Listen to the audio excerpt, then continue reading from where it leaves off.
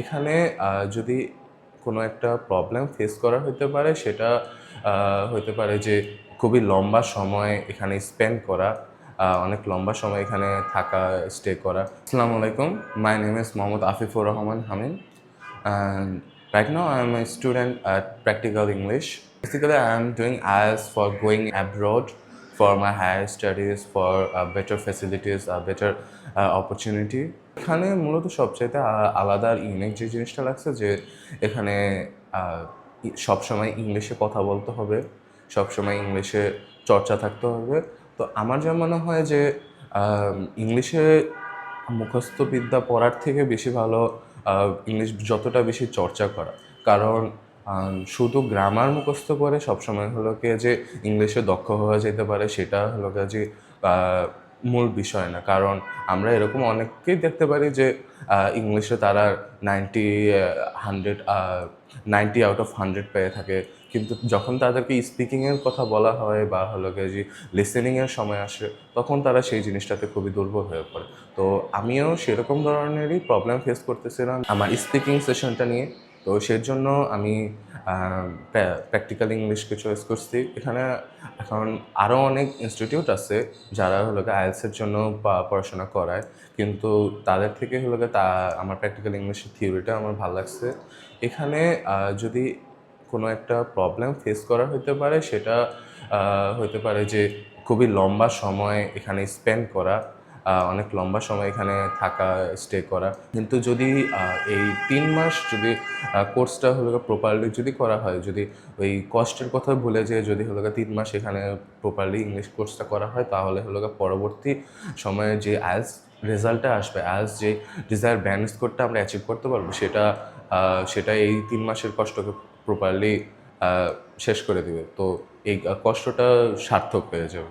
Basically class শুরু হয় সকাল 9টা থেকে 1টা পর্যন্ত টানা সেশন চলতে থাকে। এর মাঝে একটা ব্রেক টাইম দেওয়া হয়, এরপর হলো 1টা থেকে 3টা পর্যন্ত একটা হলো দুপুরে লাঞ্চের ব্রেক টাইম দেওয়া হয়। তো সেই সময় যাদের বাসা কাছে তারা বাসায় যেয়ে খাবার খেয়ে ফ্রেশ হয়ে আসতে পারে। আর যারা এখানে লিভিংয়ে থাকে, যারা এখানে স্থায়ীভাবে থাকে, হোস্টেলে থাকে, তারা তাদের হোস্টেলে যে রেস্ট নিয়ে ফ্রেশ হয়ে আসতে পারে। তো পরবর্তী সেশন 3টা থেকে শুরু হয়, 3টা থেকে রাত 8টা পর্যন্ত মেইন ক্লাস চলতে থাকে। তো প্রতিদিন 2টা করে মেইন সেশন ক্লাস হয়। তো এর মাঝে প্রতিদিন আবার নামাজের সময় ব্রেক দেওয়া হয় 15 মিনিট করে, 15 থেকে 20 মিনিট করে নামাজের ব্রেক দেওয়া হয়। অনেক ক্ষেত্রে মনে হতে পারে যে এখানে সবসময় থাকাটা জিনিসটা হ্যাসেল, কিন্তু ওভারঅল থিং হলো গিয়ে যে এটা খুবই ওর্থ ইট। এখানে আমরা অনেক সময় অনেকবারই 2টা প্র্যাকটিস সেশন থাকে।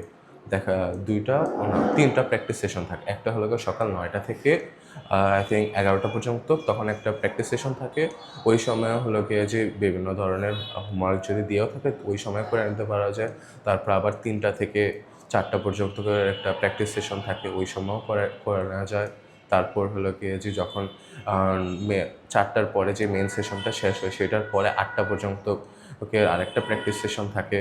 তো এই সময় এখানে যেই সময়টা থাকা যায় সেই সময়ে ওই হোমওয়ার্কগুলো কমপ্লিট করে নেওয়া যায়। এছাড়াও বিভিন্ন ছুটির সময়ও তার হলো গিয়ে যে একটু লার্জ অ্যামাউন্ট অফ হোমওয়ার্ক দিয়ে থাকে, কিন্তু সেটা হলো গিয়ে যে করে নেওয়া যায় যদি হলো গিয়ে সেটা যদি আমরা প্র্যাকটিক্যালি চিন্তাভাবনা করি যে এখানে থেকে আমরা যদি সেই ক্লাসগুলো করতাম তাহলে হলো গিয়ে যে আমরা অবশ্যই এর থেকে আরও বেশি কিছু শিখতে পারতাম।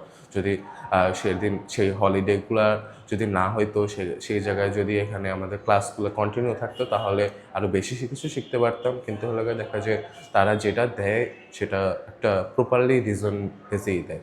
অবশ্যই প্র্যাকটিক্যাল ইংলিশকে সাজেস্ট করব, কারণ কারো যদি কথা বলার জড়তা থাকে, কারো যদি একটু লজ্জাবোধ থাকে, কারণ আমরা জানি যে আমরা যেহেতু বাংলাদেশে থাকি সেজন্য আমাদের অবশ্যই একটা অন্য ডিফারেন্ট ল্যাঙ্গুয়েজে কথা বলা অন্য কারো সামনে সেটা অবশ্যই লজ্জা লাগে অনেক সময় যে আমি ভুল বললাম কিনা, আমি ঠিক বললাম কিনা। তো এইখানে সেরকম পরিবেশটা তৈরি করে দেওয়া হয়। এখানে সবাই শিখতে আসে, তো যার কারণে এখানে কেউ থাকে না যে সে আমার একটু দুর্বল ইংলিশ নিয়ে জাজ করবে আমাকে, উল্টা আমাকে জাজ করার পরিবর্তে এখানে অনেক টিচাররা আছে, তারা আমাদেরকে হলো গিয়ে যে সেই সব ক্ষেত্রে ইন্সপায়ার করে আমাদেরকে কথা বলতে।